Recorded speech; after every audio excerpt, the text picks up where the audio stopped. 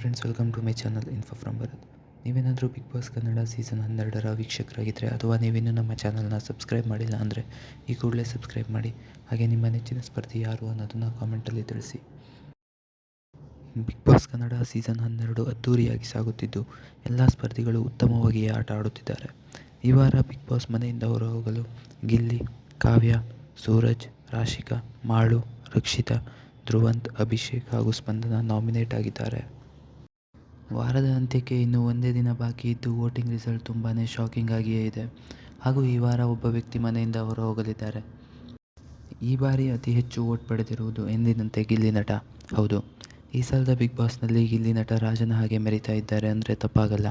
ಕಳೆದ ಸೀಸನ್ಗಳಲ್ಲಿ ಫೈನಲ್ನಲ್ಲಿ ಬರುತ್ತಾ ಇದ್ದಷ್ಟು ವೋಟ್ಗಳು ಈ ಬಾರಿ ಬರೀ ವಾರದ ಅಂತ್ಯಕ್ಕೆ ಗಿಲ್ಲಿ ನಟನಿಗೆ ಬರುತ್ತಾ ಇದೆಯಂತೆ. ಅಷ್ಟರ ಮಟ್ಟಿಗೆ ಗಿಲ್ಲಿ ಕ್ರೇಜ್ ಇದೆ. ಇನ್ನು ಗಿಲ್ಲಿ ಬಿಟ್ಟರೆ ರಕ್ಷಿತಾ ಹಾಗೂ ಕಾವ್ಯ ಈ ವಾರದ ವೋಟಿಂಗ್ ರಿಸಲ್ಟ್ನಲ್ಲಿ 2ನೇ ಸ್ಥಾನದಲ್ಲಿದ್ದಾರೆ.